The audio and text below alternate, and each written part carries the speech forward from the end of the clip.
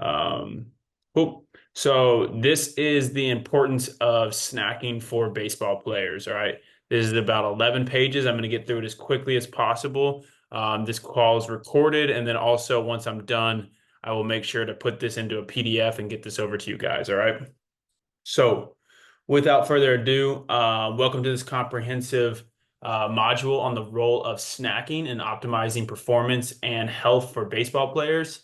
As an athlete, what you eat can significantly impact how you feel and play on the field, how you recover after games and practices, and how you maintain your energy levels throughout this season. This module is designed to provide you with essential knowledge and practical strategies to make snacking a powerful tool in your overall development. All right, so why snacking matters for baseball players. Baseball is a sport that demands both physical and mental endurance. Games can be long, as we all know, especially once you get to college and there's no run rule and you got to wait through 9 innings of sometimes really, really bad baseball. Practices are often intense, and maintaining peak performance requires more than just those 3 square meals a day that you're used to having. It requires strategic snacking to ensure your body and mind are always fueled and ready to perform at their best. So, in this module, we'll deep dive into the benefits of snacking from sustaining energy levels and enhancing recovery to improving mental focus and concentration.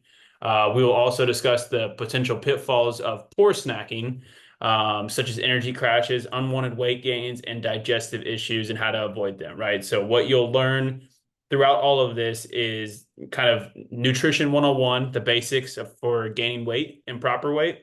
Um, the timing of snacks, when to eat snacks throughout your day. Some good snack options I put on here. Potential drawbacks of snacking, right? The downfalls of it, and then just practical tips for snacking, right? So, why does this matter? Right? Proper nutrition is not just about eating the right foods, it's about eating them at the right times, right? We don't want to be overloading in certain aspects of our day with our foods and then not eating throughout the rest of our day. That's not a great way to do it. But by incorporating smart snacking habits into your daily routine, you can maintain consistent energy levels throughout long practices and games. I'm sure you guys have both experienced days in which you're eating throughout your day and you feel really, really good. And then there's days that go by where you're feeling like, man, I'm super sluggish, and you realize that like you probably didn't eat the best throughout your day, right? This can enhance muscle recovery and growth. That helps reduce the risk of injuries. Uh, Mental focus is always a huge thing, decision making on the field, and avoid common pitfalls of poor snacking that can negatively impact your performance, right? So, as we go through this module, keep in mind that everyone is different, everyone's unique, everyone's on their own plan, and what works for one player might not work for another. But be open to experimenting with new and different snacks and timings to kind of feel what works best for you as your own self. And then, before we get started, outside of what we're going to talk about, I want to talk about 2 very important things that'll help you out along your nutritional journey, right? So, weighing in, right? Weighing yourself regularly is essential for tracking progress and managing your weight effectively, especially for baseball players trying to focus on gaining muscle and optimizing performance. All right, to get accurate and actionable data, weigh yourself at the same time each and every day, preferably in the morning before eating or drinking, pretty much right after you use the bathroom.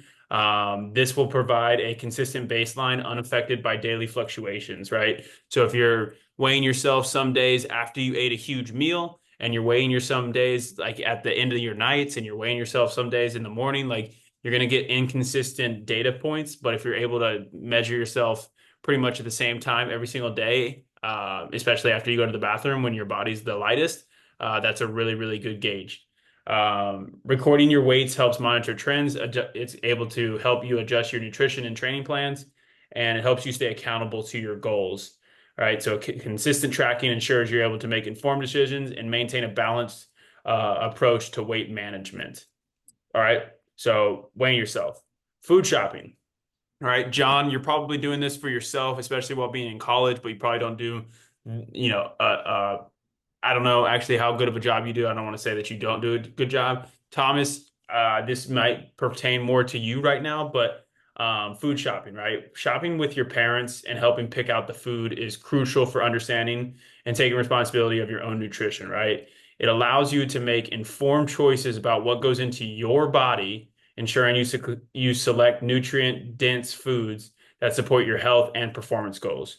By actively participating in the shopping process, you gain valuable insight into making healthier food choices and develop healthy habits to contribute to long-term well-being, right? So, in high school, it's very, very easy to just let your parents do the grocery shopping. And I'm not saying that you need to go to the grocery store with them every single time they go to the grocery store, but it's going to go a long way when you're able to sit there and say, like, this is what I want to eat. These are the things that I like, as opposed to your parents just guessing what you want to put into your body and then being upset when you don't have any food that you actually want to eat in the house only because you weren't willing to go to the grocery store with them. I myself love going to the grocery store now. It's one of my favorite things to do.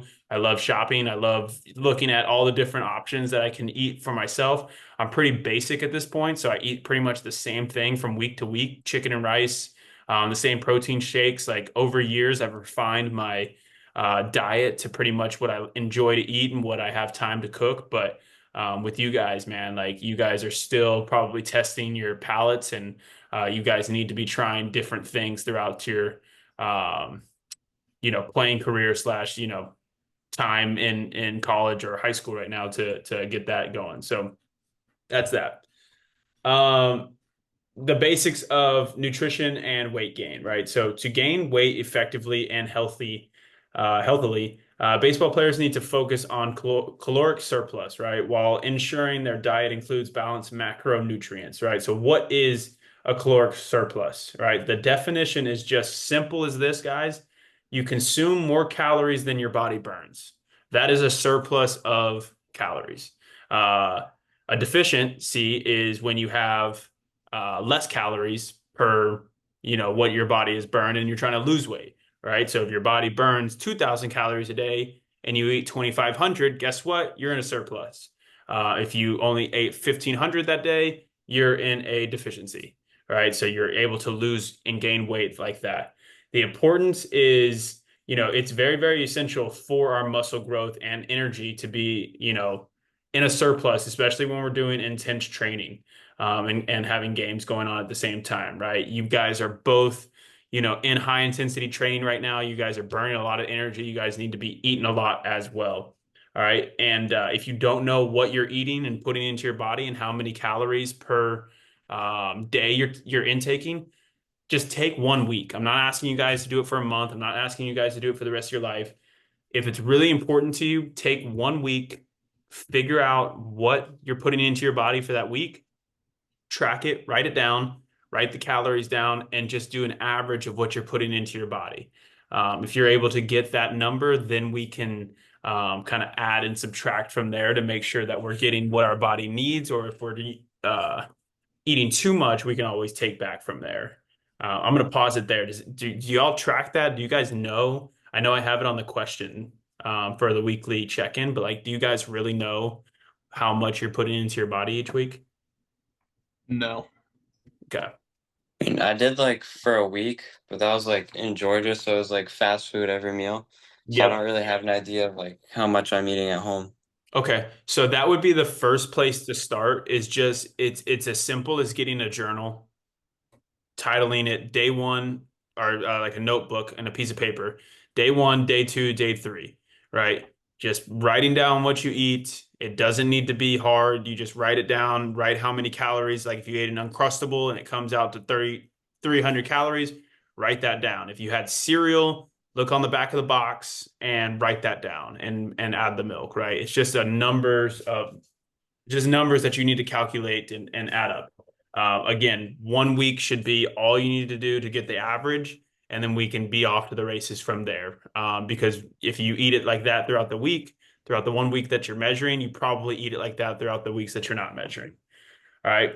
Macronutrients, right? So what are macronutrients, right? It's your proteins, it's your carbohydrates, and your fats. All right. Proteins, as we all know, we're guys, we all love protein, right? But what is it for and how much should I be taking in, right? Protein is crucial for muscle repair and growth.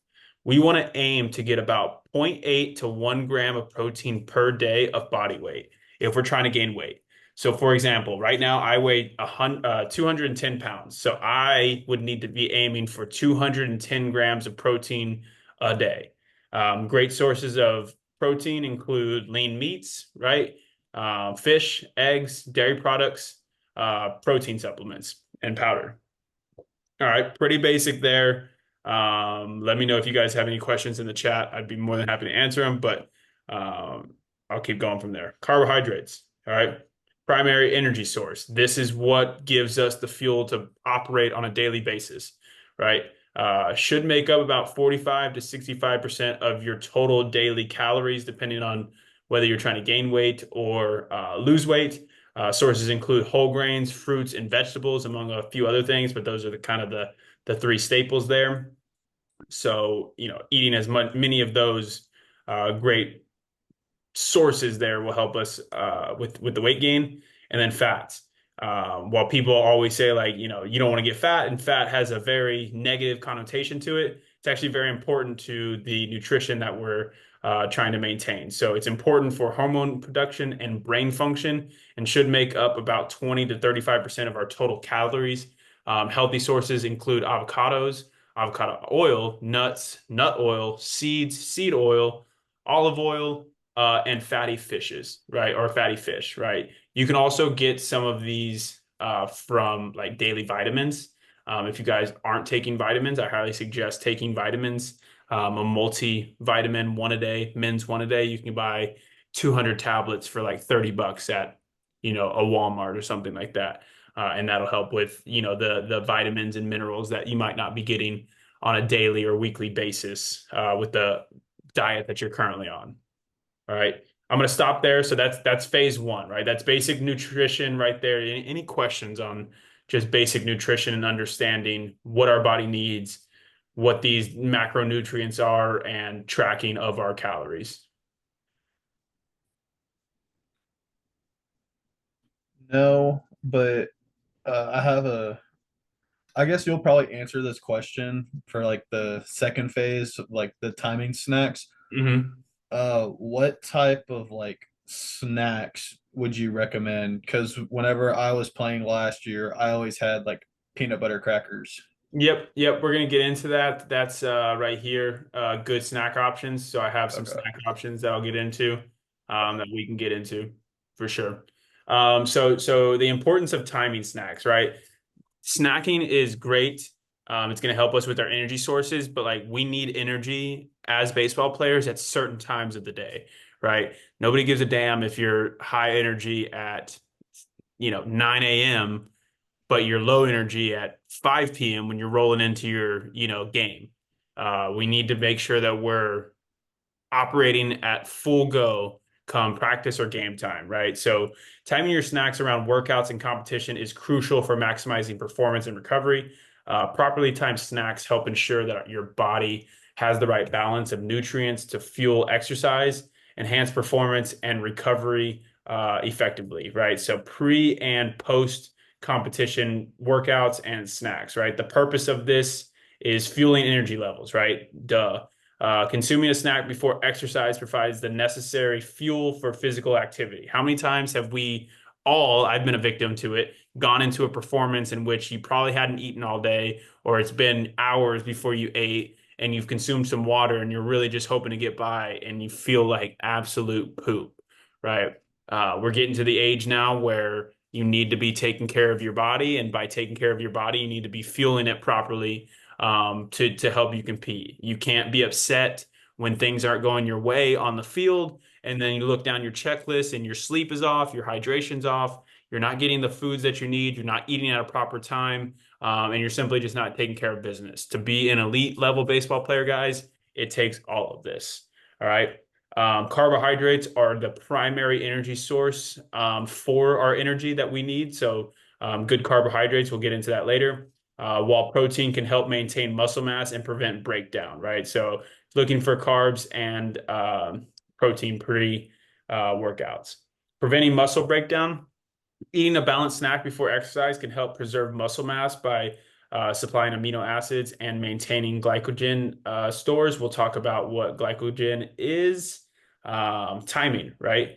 Optimal windows. Aim to eat about 30 to 60 minutes before your workout or your competition. This time frame allows your body to digest and convert the snack into usable energy without causing intestinal discomfort, right? That's just, hey, I got to go to the bathroom, or like your body's still in the process of digesting it, which takes energy to do. And you don't want that happening, while you're in full game mode, right? So let's try to make sure that we're snacking anywhere between 30 to 60 minutes before to give our body the most time to digest it.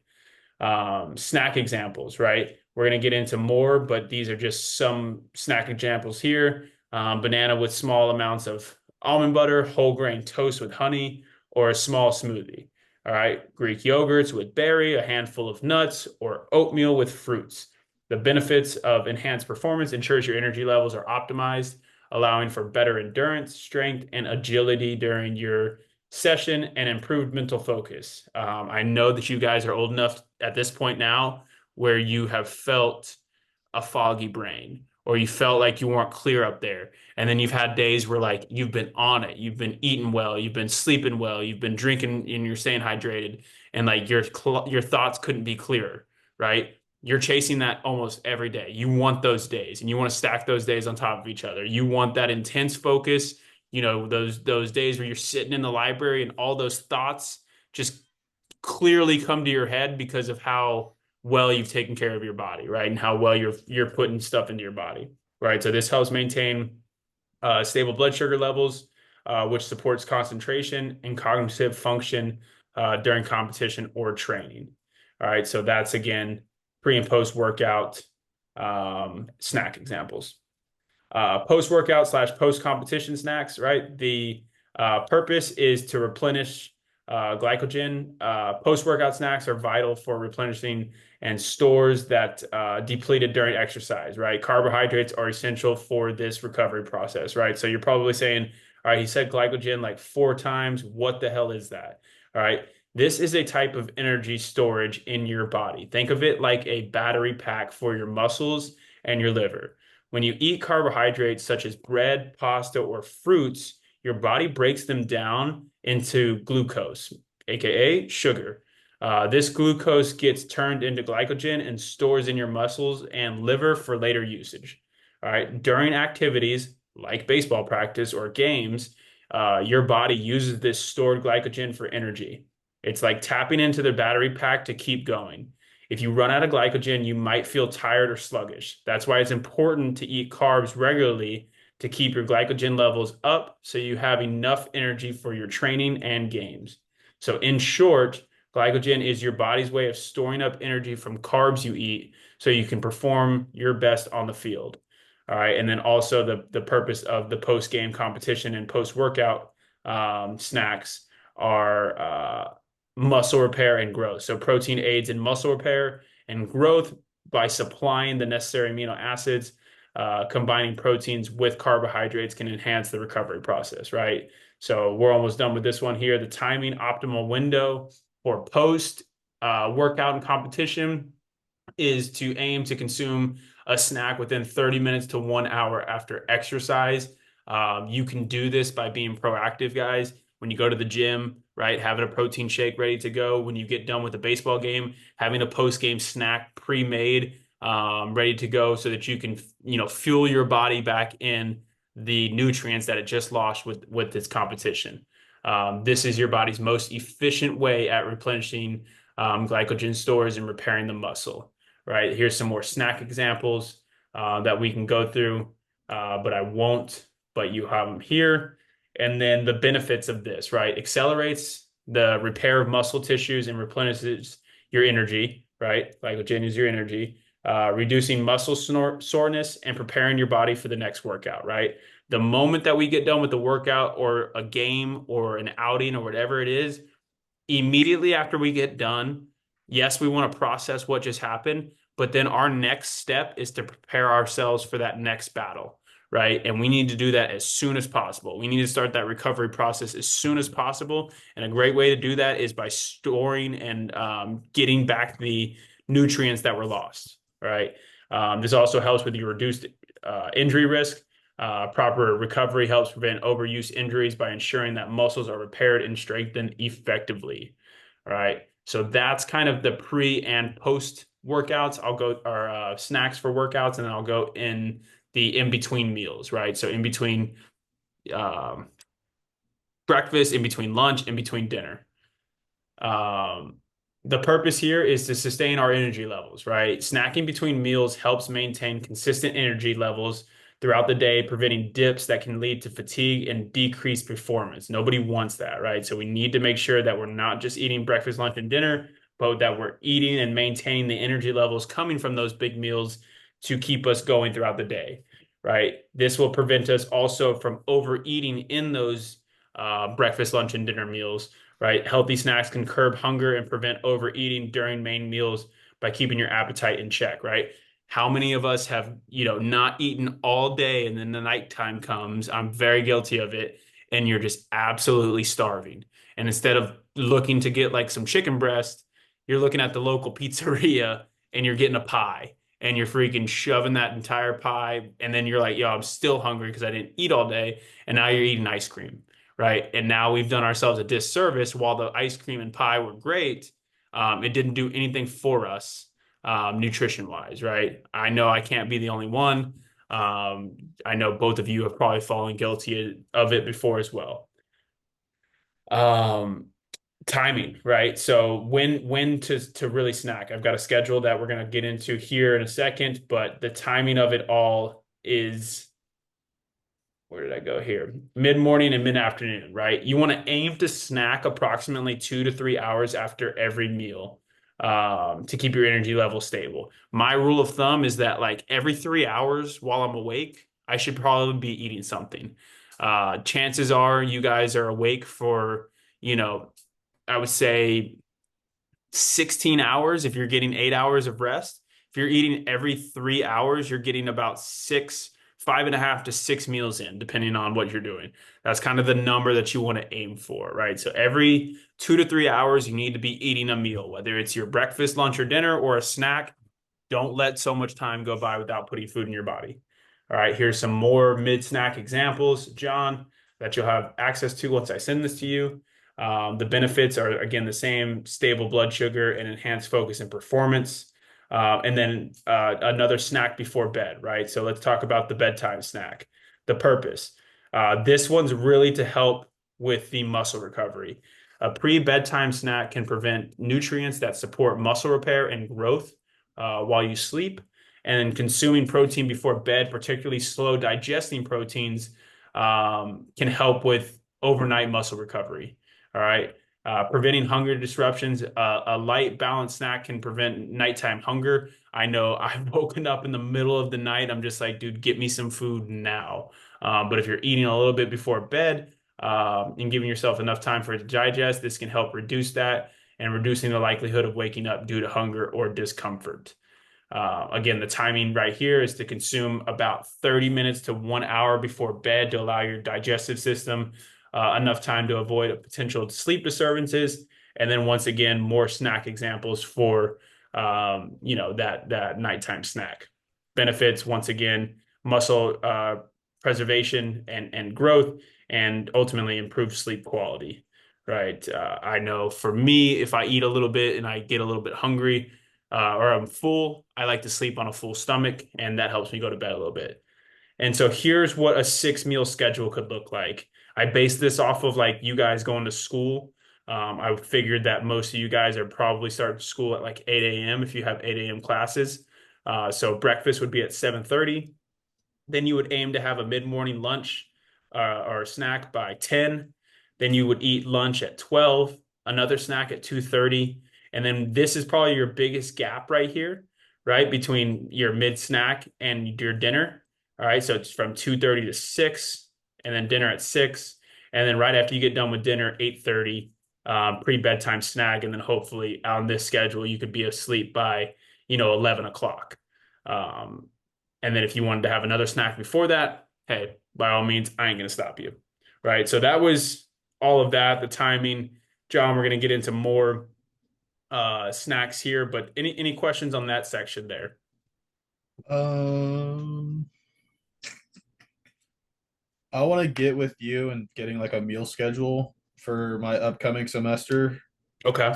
because my classes are it's kind of a doozy for my Tuesdays and Thursdays because I'm in class Tuesdays and Thursdays from 8 a.m. starting at 8 a.m. and I won't get out till 2:30, but Monday, Wednesday, Friday I have no classes. Okay. Yeah, it's gonna come down to a ton of like preparation.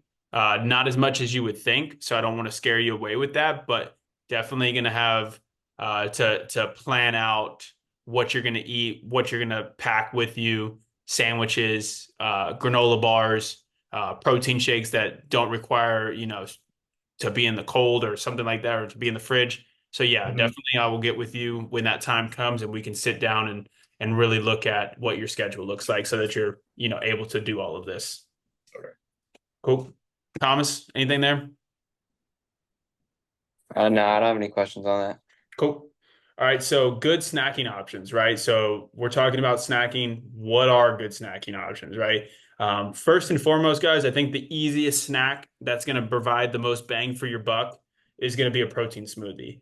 And typically a protein smoothie that you can make. I don't know if either of you guys are making your protein smoothies right now. Thomas, I think you are. John, I know you once were. John, if you don't have a blender for college, dude, pick one up. Pick one off of Amazon, get a Fruit Ninja, get something. They're like $50. It'll be the best investment that you made in your nutritional life. Oh, dude, it's already in the kitchen up at the house. Don't Yeah. worry. Yeah, gotta have it. Gotta have it, right? So both of you guys, I'm speaking to the choir right here, but we're gonna talk about why they're so important, right? The key benefits of protein smoothies, right? Efficient protein intake. All right. This is a quick protein boost. Protein smoothies are an excellent way to quickly increase your protein intake, essential for muscle repair, growth, and overall recovery. All right. They are essential for useful, what are they? They are especially useful for meeting your daily protein needs without consuming large quantities of whole foods, right? I know that there's plenty of guys out there in the world that don't like to eat a lot and feel like they can't, physically take down as much food as it takes to get to your macronutrient goals. But by consuming a quick uh, protein shake, it's a little bit easier for them, right? And I know for me, getting to my goals every day, it's easier when I have a protein shake in there. It takes 10 seconds or 10 minutes to make, and I would even say less than that. From start to finish, it's 10 minutes to make and drink. All right, so you can customize your protein source. You can choose from various protein powders, whey, plant protein, whatever it is that you need, you can buy, right? To match your dietary preferences and goals, ensuring that you have protein sources that work best for you. You can also balance your macronutrient profile, right? Incorporating carbohydrates, whatever you need in there, fruits, bananas, different types of energy sources to help replenish and store the energy that you need for workouts and games. You can put healthy fats in there, ingredients like nut butters, flaxseed, avocados, smoothies to provide healthy fats. Micronutrient boosts, including veggies, right? I've put spinach and kale in some of mine. I've also crushed up vitamins, like vitamin pills, and put them in my stuff as well. If you're not somebody who likes to eat a bunch of veggies of any sort, you can just hide them within a smoothie, double down on peanut butter, throw some stuff in there, and you guys won't ever taste it. I promise you. And then why is that good? It's convenient for time saving, guys. We're busy. We're on the move. We don't have time to sit down and make every single meal, especially for you, John, where you're in college and you're moving from class to class, and then you got baseball practice, and then you got tutoring, and then you got lifting. Like it's easy to just take one of these. Takes like we said, from start to finish, 10 minutes, and you're getting everything that you need, and you can sleep well knowing that you've gotten your uh nutrients for the day, right? So quick preparation and portable. It supports recovery and performance. We know that. We've talked about that.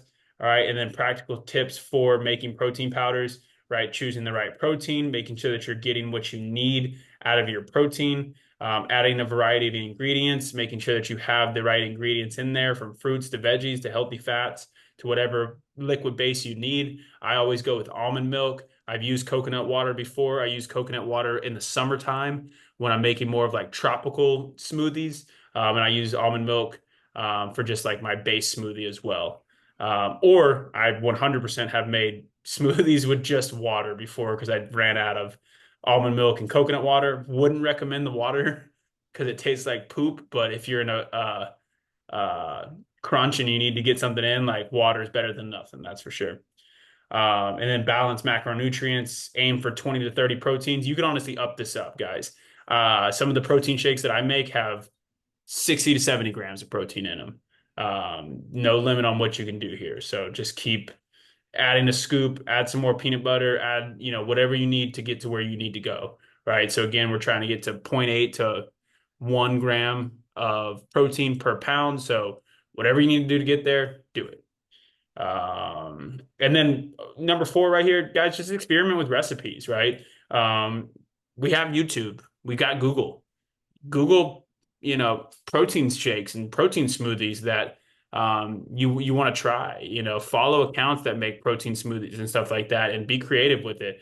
If you try to make the same smoothie every single day, I promise you're not going to stick with it. But if you're experimenting with recipes and you're having fun with it, it's going to be much more likely that you stay consistent with it. And overall, that's going to be the number one message when I get done with this is consistency throughout all of this is the only way that you'll make it through. So for baseball players looking to gain weight, choosing nutrient-dense snacks that are high in calories and packed with essential nutrients is key. And then I've made a list of effective snacking options that can help with weight gain while supporting overall health and performance. So I'm not going to go through all of these, but you guys can come in here. I've got it broken out from like high calorie to protein rich snacks.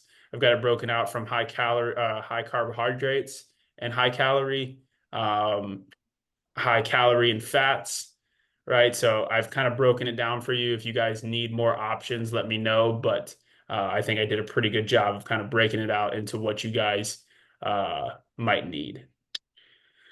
And then, want to quickly just touch on the importance of just bad snacking, right? So, we're talking nothing but good, but what happens when we go bad, right? Our energy fluctuates, all right? Inconsistent energy levels, as we've all had, especially in high school, snacks high in refined sugar and low in nutrients can cause rapid spikes and crashes in blood sugar, all right? This instability can lead to fatigue, decrease concentration, and reduce performance during practice or games.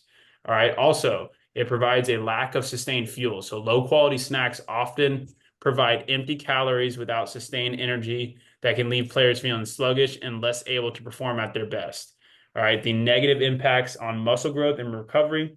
All right. Insufficient nutrients, snacks lacking in essential proteins and healthy fats do not support muscle repair and growth effectively. All right. So without adequate proteins and nutrients, recovery after intense workouts or games can be compromised, hindering progress and strength gains. Right. So after you get done with a huge performance, you just shoved, you just freaking, had the best outing of your life. And then all of a sudden you just throw chips and soda and candy into your mouth. And maybe you threw a burger in there and you got some protein, but like, that ain't helping your muscles recover. All right. I would almost argue that the most important meal that you have is the one right after a workout or right after a performance, right? That kickstarts the muscle recovery and muscle growth. And you want to make sure that those meals are very, very high on like your importance list, right? You don't want to waste that time, that 30 minutes to an hour of shoving in crap into your body. You want to take that 30 minutes to an hour and make sure that we're fueling our body with the proper nutrients that it needs to help support our muscle growth so that your body can continue to operate at a high level, so that you can go harder in the weight room, so that you can prevent injuries, so that you can throw as hard as you want for as long as you want, so that we can then, push on our velo and so that we can then get on the mound, right? You see how these things stack on top of each other, right? If one of these things kind of falls off and falls to the wayside, the whole domino set could fall, right? So we need to make sure that we're stacking these things on top of each other. Inadequate calories, consuming snacks that are low in calories and nutrients can make it challenging to meet daily caloric needs for weight gain, right? So if we're eating crap and it doesn't have any calories in it either, like it's doing us a huge disservice, right? So you may struggle to consume enough calories to support muscle growth. Increased risk of unwanted gains. Obviously, we know that if you eat crap food and you eat it at a high quantity, you're going to gain fat. You're not going to gain good muscles. All right. And from eating bad, as we see in America a lot, right, health issues quickly rise, right? So if you're not eating well, and you're not exercising, and you're eating stuff that's high in sugar and high in fats, and not good fats, and you're snacking on just the worst things possible, it's possible that you quickly become overweight, and with that kind of stuff comes a whole bunch of health diseases that we don't want to get into. All right, so here's some examples of poor snacking. You guys know what poor snacking is. I don't have to educate you guys on what it is, but we got to limit. Oh, we got to limit that poor snacking as much as possible. As good as those foods are, and I know how good they are, you have to make sure that you're doing this at a very low level. Now, I'm not saying you can't have candy bars and donuts and stuff like that and pizza, right? Mix in some days where you're having a cheat meal, but overall, we need to make sure that we're making good choices. All right, and then practical tips for snacking: choose nutrient dense snacks, avoid low quality snacks, balance your snacking. All right. Plan and prepare. This one's huge. And then monitor your progress, right? By following these practical snacking tips, you can enhance your athletic performance, support muscle growth, and maintain overall well being while allowing for occasional indulgences in moderation, right? So that in itself is just a high level overview. We got less than a minute on this call. If it logs us out, we can just log back in, but I want to open it up to any questions that you guys might have. And overall, was that helpful at all? Yeah. Yeah, I thought it was good. My question is, what's the difference between what was it, almond milk and whole milk for the protein shake? That I will have to get back to you on. Let me get 1 second here.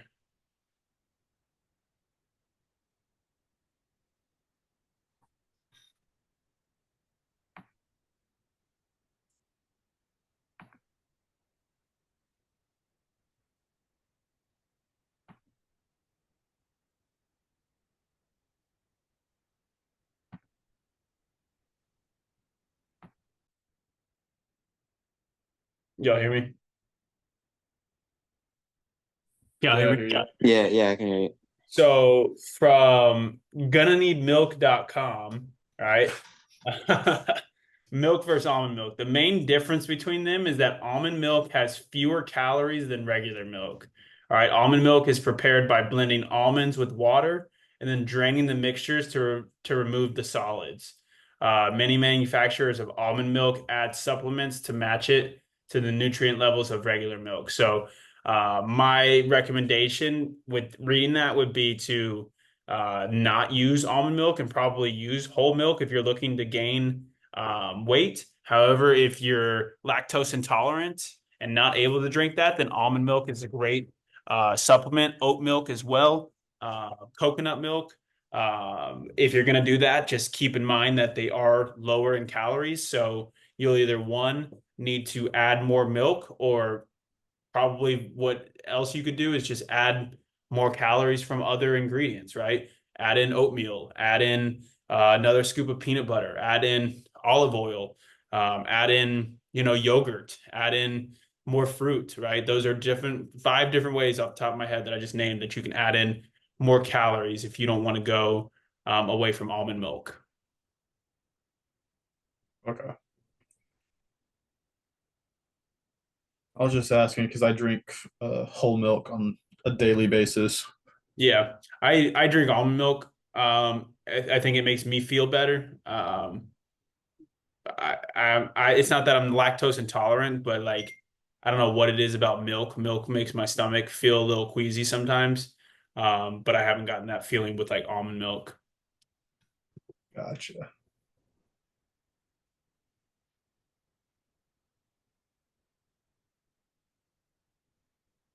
Are you gonna put the you gonna put that presentation into one of the groups so I Yeah. can go back and look at it? Yeah, I'm gonna put the entire like I'm gonna make this a PDF and put this entire PDF in there, and then the video is converting right now. What I'm thinking about doing is just taking all of these videos and putting them on YouTube and creating a group for us for our weekly calls and just giving you guys access to that. Nobody else will have access to our meetings other than guys in the community so that we can go back and watch them. But I highly doubt you guys are going to take the 30 minutes, 45 minutes that go on in this call to go watch it. So I think that having just like this, uh, PDF where you can quickly scan it and read through it real quick, is going to be the most beneficial to you guys. What do you think? Yeah, I think that's good.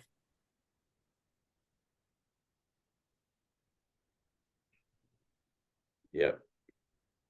So cool. I think, if I had to highlight some of the main things of this, it would be the schedule. All right. Making sure that we know what time of day that we're going to be eating. You guys need to start writing down or at least putting into your schedule. I want to show you guys my schedule real quick, of just what today looks like. Day. Give me 1 second here.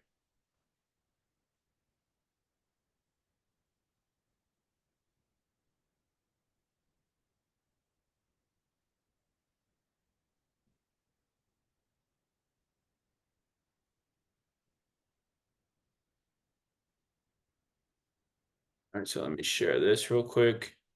All right. I'm weird, so like I kind of plan a lot of stuff out, but like in my days, I'll quickly have like my breakfast time that I need to be eating breakfast at. So like 7 o'clock, I'll have my lunch in there from 12 to 1. And then I had my dinner today from 7 to 8.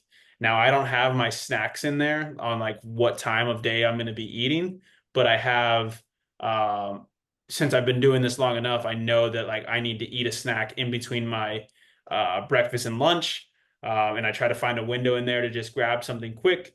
And then in between lunch and dinner, I know I need to have a snack. And I'm not looking to gain weight, so I don't really eat after dinner. And if I do, it's bad snacking, unfortunately. But I'm trying to eliminate that. But you guys need to start incorporating, when you're going to eat into your schedule so that you can hold yourself accountable, so that you don't miss, these vital times to be eating. And if you guys ever need help, like John, you said you wanted help with the schedule. Thomas, if you ever need help sitting down and writing what a schedule looks like for you, I'm more than happy to take the time to sit down and do that with you guys.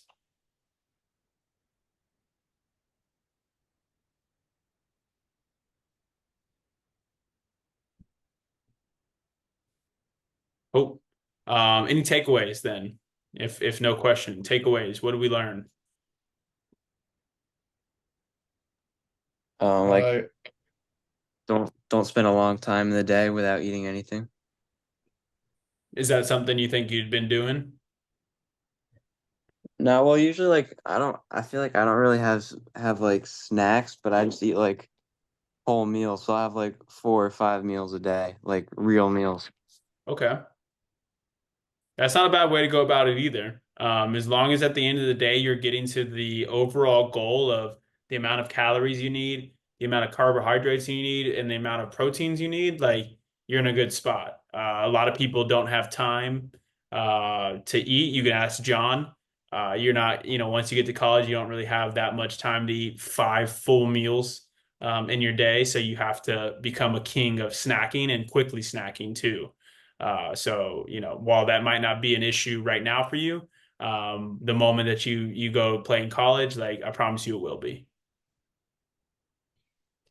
Uh, yeah, So especially if you go JUCO.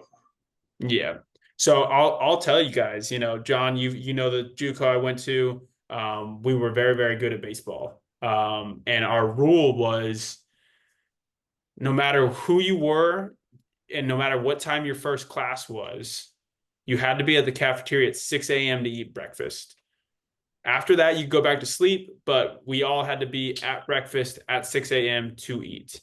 And that is something that was instilled in me, and that is something that really helped me with my, you know, weight gaining and good weight gaining over the course of my career, was just getting up and getting my day started with good breakfast. And I know that's easier said than done, but you guys can do it and get yourself off to a good start, you'll be in a good place for the rest of your day.